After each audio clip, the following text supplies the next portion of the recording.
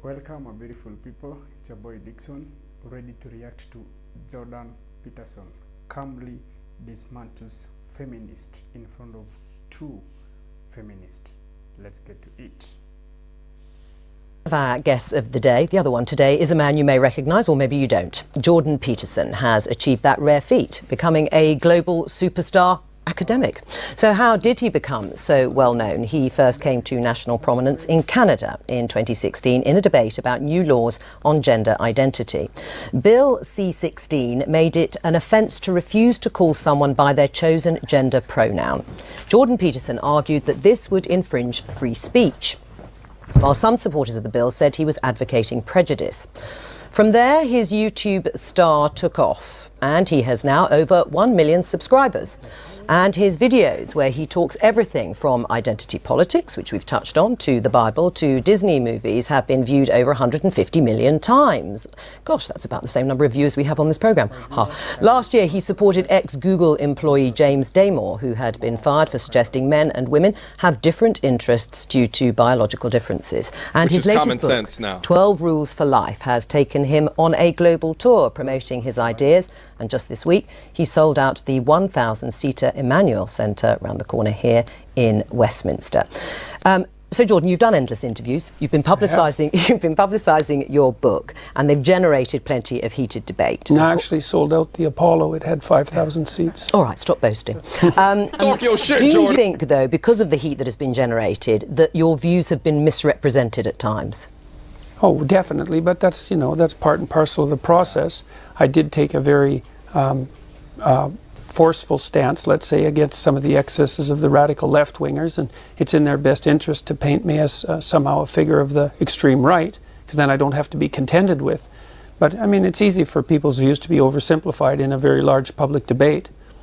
I mean, in terms of some of the issues, I mean, you say you've been painted as an extreme right-winger. No, some people have tried that. Not very successfully, but they've tried it. And you came to prominence in part over your opposition to this law that we just talked about in Canada, proposing the use of preferred pronouns for transgender people.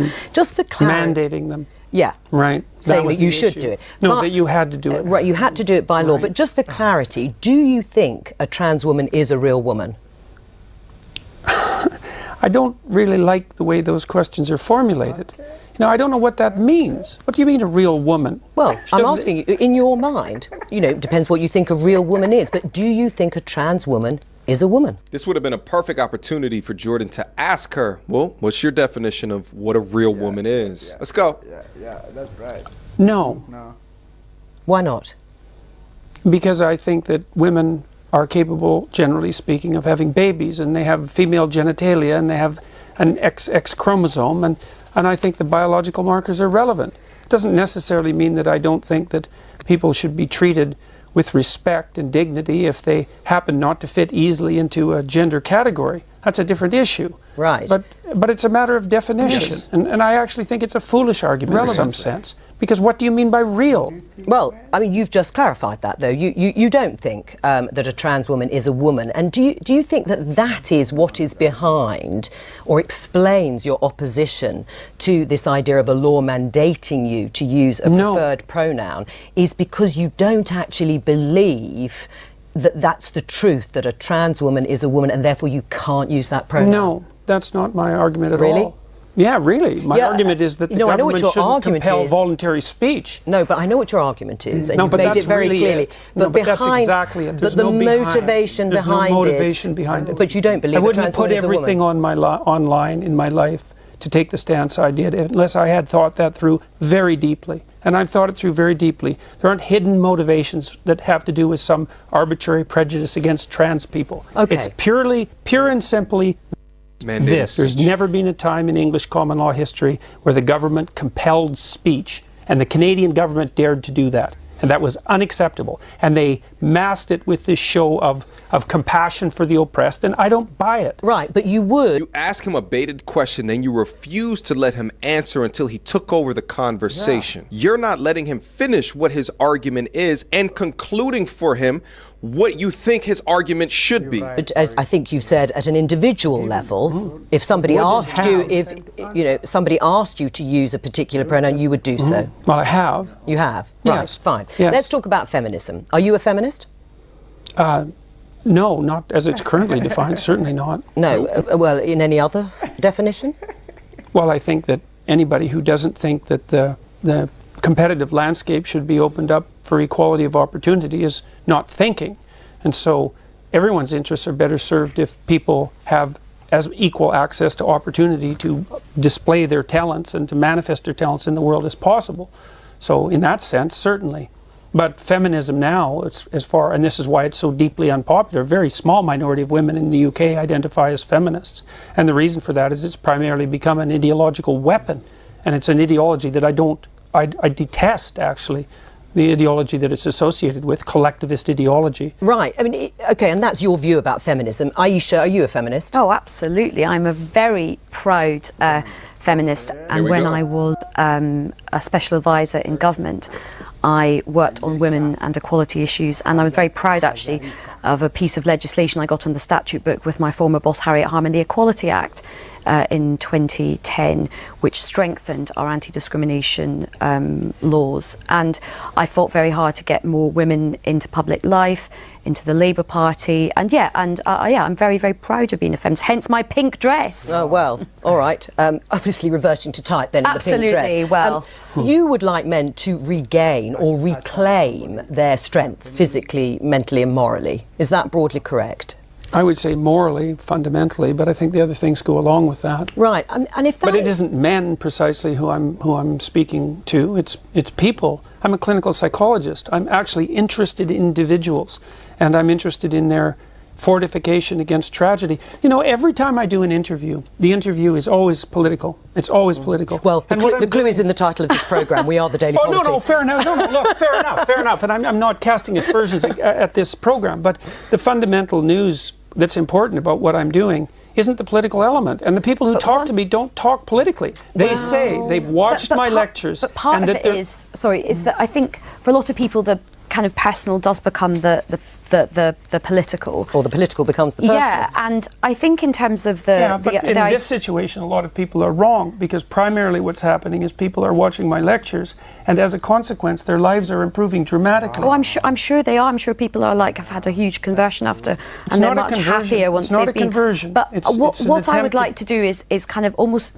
I think at the moment the discussion about feminism is very divisive, and sometimes it can sort of be like, okay, men have to lose and women have to gain. Actually, everybody has a lot to gain by greater equality. Now, whether you get the equality of outcome that you want, I think only time will tell. But certainly, equality of opportunity is very important. And actually, we can agree on that. And a lot of men would benefit from that. So I think a lot of men are having a lot of crises at the moment in terms of mental health, suicide issues, their own sense of identity, because I think some of the stereotypes put on men are quite limiting for them as well. I think they make men quite unhappy as well. The devil's in the details with regards to equality, because I'm an advocate of equality of opportunity. But I think the idea outcomes, that's an appalling doctrine. Why? All right. Well, hang on. Because you have to produce an unbelievably potent bureaucracy to make the ever greater and ever finer distinctions that are necessary to enforce equality of outcome. How many group differences are you going to equalize across?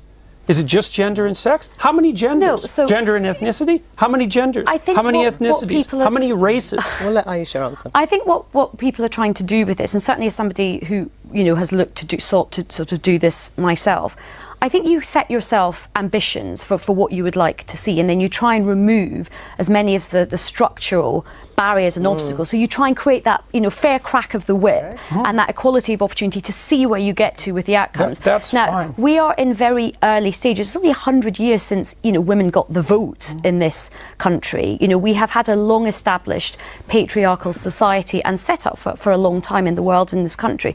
So I think we have a long way to go to see where it plays out. There is no country in the world where we really do have gender equality properly yet in terms of real decision making and real Some of the power. Scandinavian countries, maybe? They're still not quite there, and I think you've spoken a lot about this. There's still a way to go in Scandinavia. Things are not perfect in Scandinavia. I haven't spoken about that specifically. I've spoken about. You spoke about the right stuff yesterday. You talked about the Scandinavia. Well, I've spoken about the fact that, see, one of the things that's happened in the analysis of the differences between men and women is that the social constructionist claim is that the differences are socially constructed, right? Is that it's a consequence of environment that men and women differ.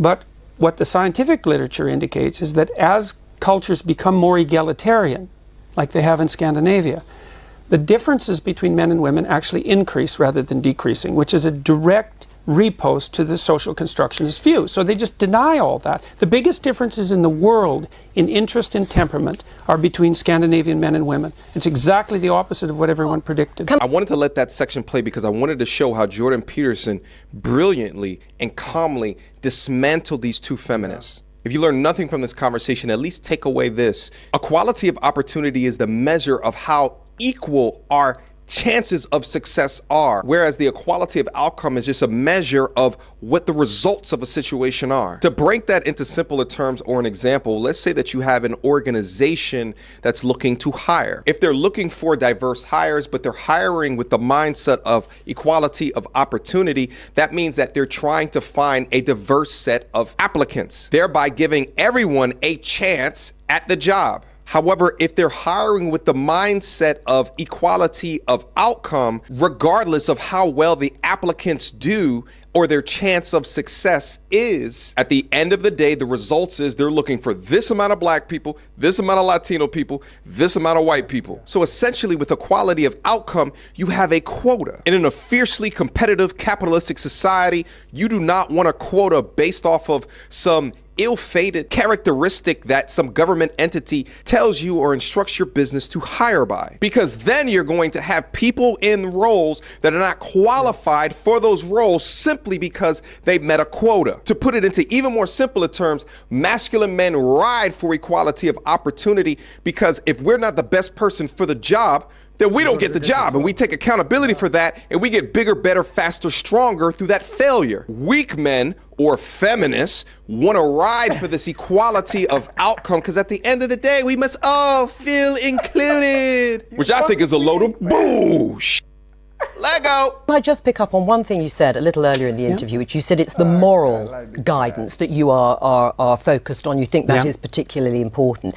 How do you square that with the behaviour of perhaps arguably, you know, a prominent alpha male president of the United States, Donald Trump, when his behaviour, I mean, he is accused of having an affair with a porn star when his wife was pregnant. How does that fit with morally reclaiming? Well, I would say that was rather clearly immoral. Right. Yeah, but you would still, not to be a target for emulation. But you still would have voted for him over Hillary Clinton as anti-politics. I mean, it's just how none of do that you was on the table, and I said I might have voted for him on a whim. That's but all. you also did say you started out feeling quite close to Hillary Clinton. Can I just come on the very quickly, because we've got to move on. In a way, I don't care what Trump does in terms of his private life, but what I don't have is him stopping or potentially stopping other women having agency over their reproductive rights, and lots of men taking those decisions. It's all about where the moral outrage lies, and what's more morally outrageous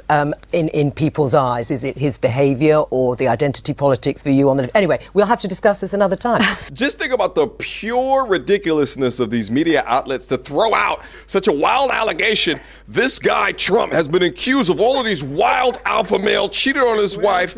What do you think about that? Well, you must think this way because you talk so positively of him and you said that you wanted to vote for him before. So you must ride for things like that, right? Right? Meanwhile, never giving Jordan Peterson the opportunity to be answer and ending the program before he can clear his damn name. Conversations like this demonstrate why decentralized media platforms such as YouTube has grown to the extent of what they have over the past several years. These people sit in their fancy studios in their big squishy purple chairs and they dictate what they want to do to you through their producers, their directors, their screenwriters, and the agenda that they want to push. But shout out for Jordan Peterson for holding his stoic frame throughout this conversation, thus demonstrating through that frame clarity and precision so that his arguments are not misconstrued. What I admire so much about Jordan Peterson is that whether you see him in a classroom, tutoring students, or you see him out on these different platforms getting berated by these people with clearly opposing views, he always maintains himself. Undoubtedly, these types of conversation, as well as his schedule at the time that he was most popular, had an adverse effect on his mental health and his mental well-being, which in my opinion culminated to his addiction that happened years later. But nevertheless, this demonstrates why this guy is so popular, because while the world is clowning nature, saying so much on mainstream media of the complete opposite of normalcy, he can just calmly talk through it and out-logic your bull. Questions, comments, concerns, y'all already know what to do. Mediocre tutorials and reviews at gmail.com. Yeah, it's out.